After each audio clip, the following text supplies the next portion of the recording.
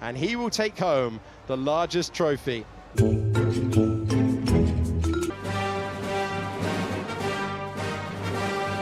Welcome back to Open Wheel Opinions, the show where we don't care how good your car is, we care how good you are. This is the real F1 Power Rankings, the place you want to be for ranking drivers by skill, racecraft, and weather adaptability, to see whose Spa performance this weekend was Belgian beer top tier and who was just flat. Warm, flat beer. An engineer.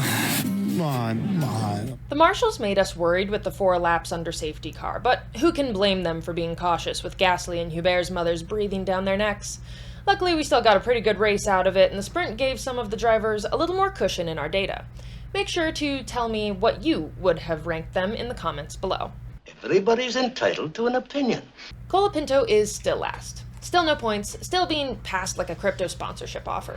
He gives great feedback and tries hard, which is great if you're auditioning for a support group, but not Formula One.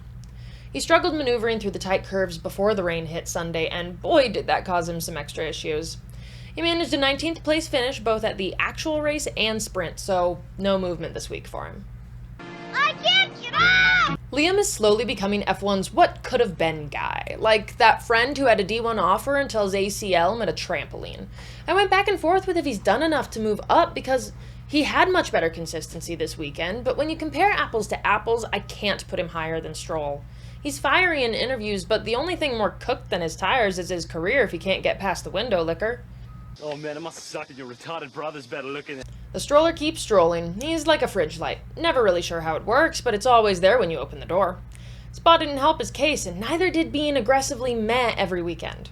The only reason he wasn't dropped lower is because he was right there with Alonso the whole weekend and admittedly did a pretty decent job fighting up the grid in the wet conditions. Rain? Yeah, it was raining. Yuki's car might be actively trying to kill him. He should name her Christine. Please tell me I'm not so out of touch that I'm the only one that remembers that ghost car movie. It's either that or he's trying to set a world record for most mid-corner overcorrections in a single lap. His qualifying was great, but he couldn't hold on to it, averaging 11th over the Spa weekend. However you look at it, it's not great. They let Sergio go for far less. Speaking of, I'm so happy to see him joining with Audi alongside Bottas next year. I'm very excited, so get ready for some copium. Yuki can take him, if he keeps his seat. We're cutting back. Just lost 3 more sponsors. You can't be taking my chair to save money. Behrman took a spin, literally, which is probably on the F1 rookie bingo squares. But hey, he's improving, and showing pace. He's keeping closer to his teammate. If he can actually overtake someone from another team and finish the race without penalty, he'll move up in the rankings. Keep that chin up, young lad. You're only one Spa disaster away from being a household name. I don't want to be remembered like that. Bortoleto has been suspiciously good in the wet, which is confusing because everyone thought he'd melt like sugar in those conditions. Spa proved otherwise. There's real potential here if Saub stops sabotaging it. They almost lost the space Bortoleto was pushing the car to create, repeatedly. Eventually, the team let him up ahead of Hulk to check his pace, which I think helps. When Nico becomes your defense against the midfield shenanigans, you're free to focus on the track. This bubble isn't popping anytime soon. Unstoppable, unpoppable thought bubbles. If Mercedes is not Red Bull, then Antonelli is not quite there yet. Kimi shouldn't be finishing so low in that car, but here we are. He's still doing fine for a rookie, but Spa exposed some holes, namely in his confidence and race starts. The gravel mishap really seemed to shake his mental game, and his performance in the race verified that. No surprise when you spend your prom nights in a single-seater, you have to take extra time to strengthen your mental game. He is the youngest one on the track, so I can't hold it against him too harshly. Just a kid. Hadjar's Belgium highlight reel had some solid overtakes, but he was interrupted by car failure. When the best thing about your season is that you're not being demoted, it's time to dig a little deeper. Fast? Yes. Consistent? Like your uncle's bowling league record. Surprisingly good results for the equipment. I'm glad the team principal changes haven't messed things up too much because he nearly guaranteed a seat next year if he can keep this consistency. The question is if he would want it, or will he try to find a team that's a little bit more put together? We need an A team, a backup team, and a just have fun team. Sainz is like that former honor roll student who now sells knives on Instagram. The talent's there, but the ambition is confusing.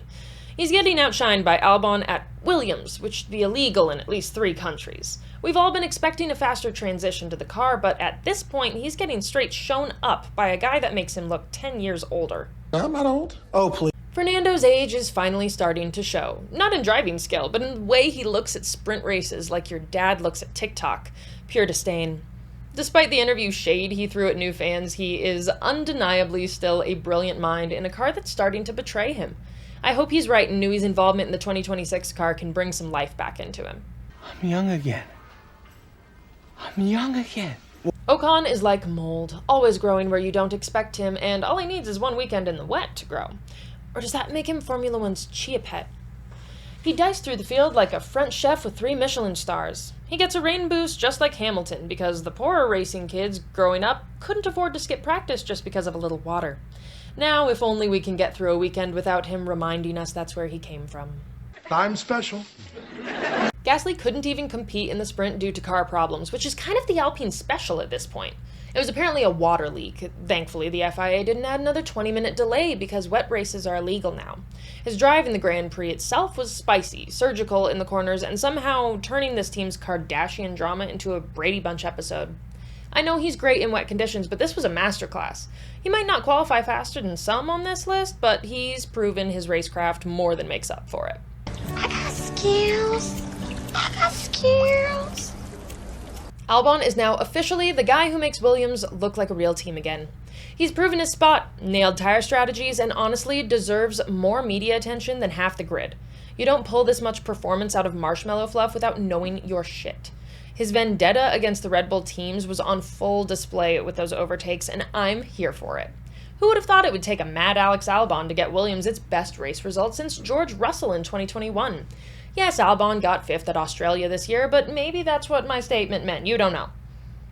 No, I didn't mess up. Hülkenberg is the Matthew Stafford of Formula One. His first few years in the sport were the perfect showcase of the talent creep on the grid. He fought against Vettel, Prime Alonso, and Hamilton, and seems to have learned to keep cool from the Iceman. Now that most of those titans have aged out, he's quietly moved up the pack in terms of skill level. Spa frustrated him, but he's still showing the same relentless craft that makes us ask, why did we ever doubt him? Lewis got his Spa qualifying lap deleted for track limits, and I swear Ferrari engineers aged 5 years at that moment. Who would have thought Hamilton's marriage to Ferrari would be the red wedding for both fan bases? He'll be fine, eventually. The interviews were a gut punch for Ferrari and LH fans alike, but he set plenty of lap times while launching the car as far as he could up the grid. If only he could have read Leclerc's Morse code blinks before joining. But I didn't listen to his warning. Russell's racecraft remains as posh as his jawline and accent. He's braking earlier than anyone, but somehow still getting out of corners faster. Spa didn't give him much to flex, but the man's consistency is as sharp as the angles on that Mercedes front wing. He's making sure Leclerc and Verstappen feel his presence at their heels, while the team wakes up from convincing themselves it was just some gravel damage. You've been graveled! Graveled? Charles Leclerc has built his whole life around hiding the pain. Oh, my fault. I'm doing something to push it away. He remains loyal to Ferrari and insists he has his own issues to work out, not the car. He built up this aura of the musician and the racing driver to hide his name being Percival. He outlasted Sainz and Vettel to have Hamilton be signed on. He has consistently done amazing on the grid this year just to be berated by Team LH fans. Leclerc is still the best one-lap driver on the grid and the most cursed. He's got the pace, the racecraft, and the composure, but somehow Ferrari still manages to find new ways to screw him over. At least they remembered how to pit this week. We didn't forget him, we just miscounted. Lando didn't do anything flashy at Spa, and that's okay. He's doing the boring adult version of race winning. Show up, don't crash, score points, make Piastri work for it. He's driving like someone who wants a championship, not just a rabid fandom. The hard tire gamble was his only shot after losing the position to Oscar, so he's certainly thinking on his toes. The opportunity just didn't present itself. Actually, I've never had the opportunity yet. Oscar Piastri is still doing everything right. Spa wasn't peak Piastri, but he's got the composure of a tax auditor and the tire management of a Buddhist monk. Calm, fast, and freakishly consistent. His aggressive maneuvers against his teammate paid off, and he is officially 16 points ahead in the Drivers' Championship. He's the McLaren Terminator, and he's not done yet. Hasta la vista, baby. Max won the sprint again, and in a Red Bull that's increasingly becoming a how did we win this machine. He drives like he has legal immunity in all corners. Max is still the most complete driver in F1, even when he's only racing half the time. He made sure to complain about the delayed start, just like the fans. Dude could have raced it blindfolded, but sorry Max, the rest of the drivers wanted to survive Spa.